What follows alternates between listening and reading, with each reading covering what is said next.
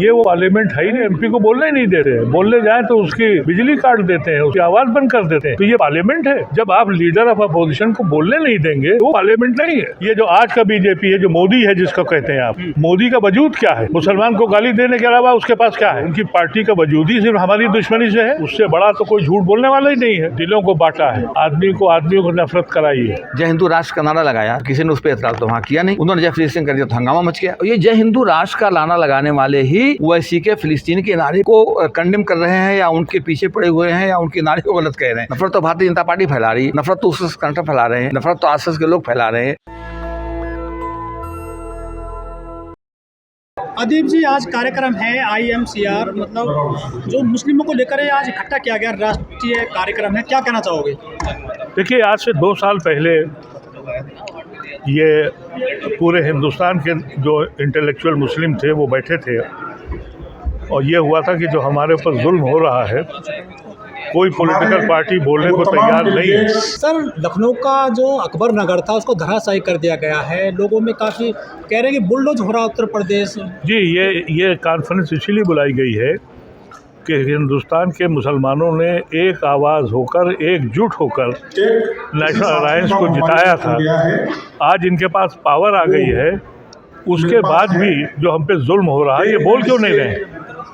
ये बोल क्यों नहीं रहे? यही मसला है।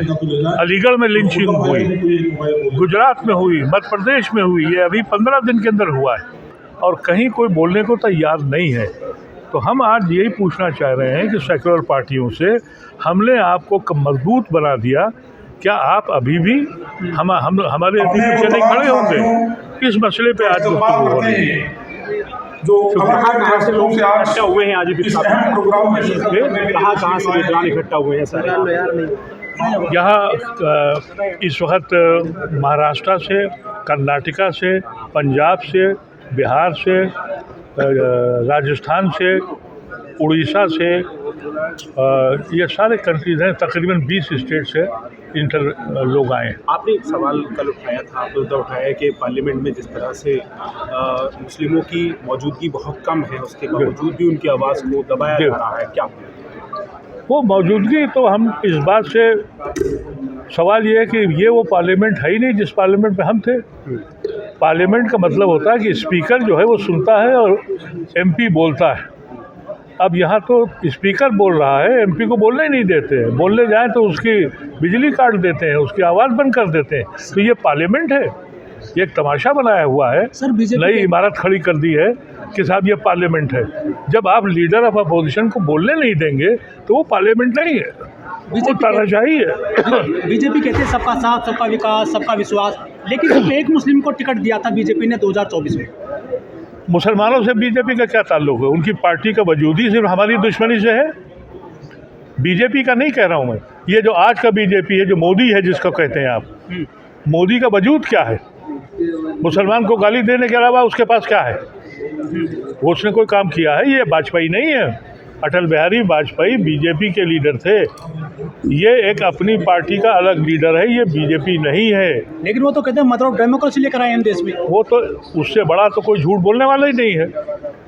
जो आदमी अपनी ही पार्टी को बर्बाद कर दे, कहीं आपने सुना कि मैनिफेस्टो जो है ये कहते हैं कि मोदी की क्या गारंटी है?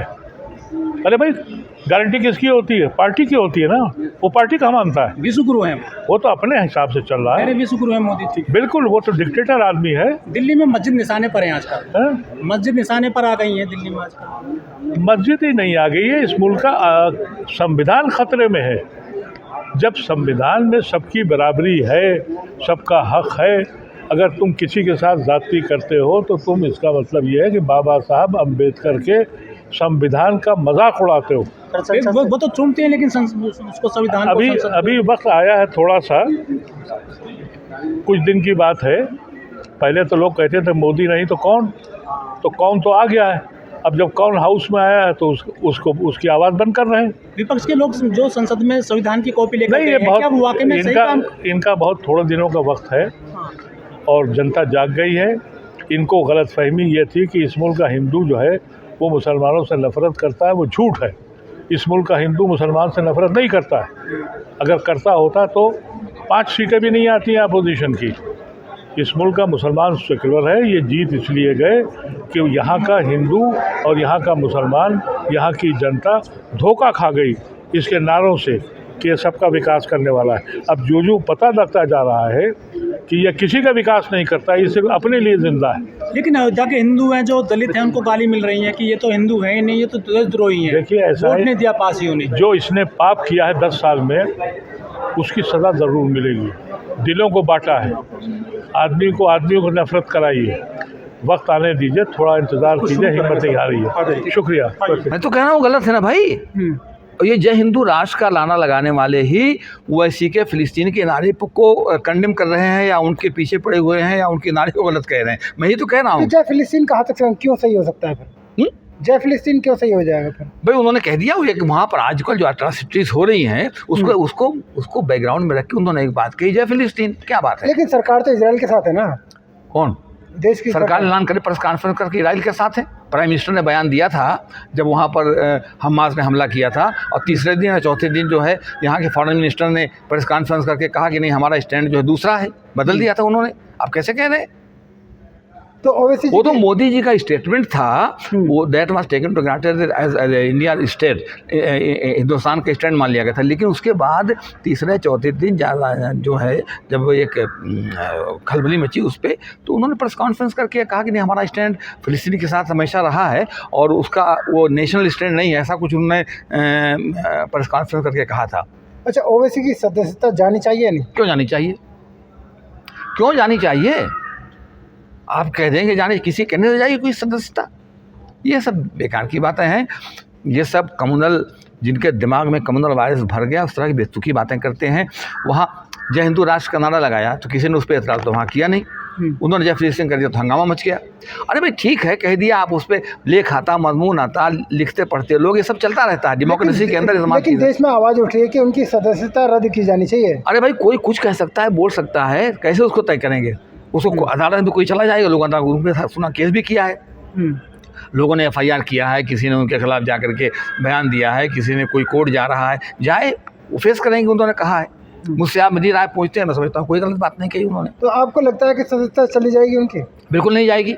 नहीं जाएगी? बिल्कुल नहीं जाएगी। आप गलत नहीं है? बिल्कुल नहीं गलत है, बिल्कुल गलत नहीं है। हाउस के अंदर जो कुछ डिबेट होती है, जो कुछ डिबेट हुई है, वो हाउस का प्रोरोगेटिव है और हाउस ही उसके ऊपर निर्णय ले सकता है। हाउस ने निर्णय ये लिया, स्पीकर ने निर्णय ये लिया कि उन्होंने जो फिलिस्तीन की जो बात कही थी उसको उन्होंने उसके रिकॉर्ड से एक्सपंज कर दिया, ले लिया। अच्छा, ओवैसी को मुसलमानों का नेता मानते हैं? कौन? आप? नहीं, मुसलमानों के नेता वो इस मामले में है कि मुसलमानों के इश्यूज को उठाते हैं। आपको लगता है मुसलमानों के हमदर्द? नेता कौन होता है? नेता जो उसका होता है जिसके इश्यूज को उठाए, वो मुसलमानों के इश्यूज को उठाते हैं, इसलिए मुसलमानों के नेता तो हैं ही है वो। इसमें कहने की क्या बात है? हम अरे मेरे मानने न मानने से क्या होता है? वो मुसलमानों के इश्यूज को उठाते हैं, मुसलमानों के नेता हैं। और अब उनकी बहुत सी बातों से नेता मानने का मतलब नहीं कि मैं उनकी हर बात से इत्तेफाक करूं, बहुत सी बातों से इख्तलाफ करता हूं। लेकिन जितने भी इंडिया गठबंधन है विपक्षी नेता हैं, वो तो कहते हैं कि बीजेपी का एजेंट है ओवैसी जी। अरे बेकार की बातें हैं यार। जिसको चाहे एजेंट कह दें, कोई सबूत दें, वो है नहीं है क्या है। तो देखिए, ये सब चीज राजनीति में और सियासत में इस तरह की बातें जाती रहती है, आती रहती हैं, ये सब होता रहता है, कोई नई बात नहीं है। IMCR का जो आज प्रोग्राम हुआ है उसमें ओवैसी को नहीं बुलाया गया, तो इससे साफ नहीं होता है कि कंट्रोवर्सी करते हैं क्या?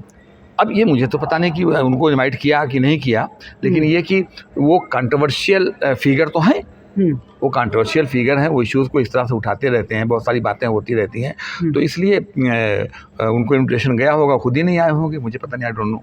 आप उनको ये तो मानते हैं कि नफरत फैलाते हैं ओवैसी जी? नहीं भाई, क्या बात करते हैं? हाँ, हम क्यों मान लें? अभी तो आप बोल रहे थे कि कंट्रोवर्सी करते हैं। नहीं, इश्यूज कंट्रोवर्शियल होना एक अलग चीज़ है और नफरत फैलाने वाली बात करना एक अलग चीज़ है। कंट्रोवर्शियल तो मैं कुछ भी कह सकता हूँ, वो कंट्रोवर्शियल हो जाता है। आप मुझसे इख्तलाफ नहीं करते, बहुत से लोग नहीं करते, तो कंट्रोवर्शियल उसी के माने तो होते हैं, लेकिन इसका मतलब ये नफरत फैलाते हैं। नफरत तो भारतीय जनता पार्टी फैला रही है। नफरत तो उस कंट्र फैला रहे हैं, नफरत तो आसपास के लोग फैला रहे हैं।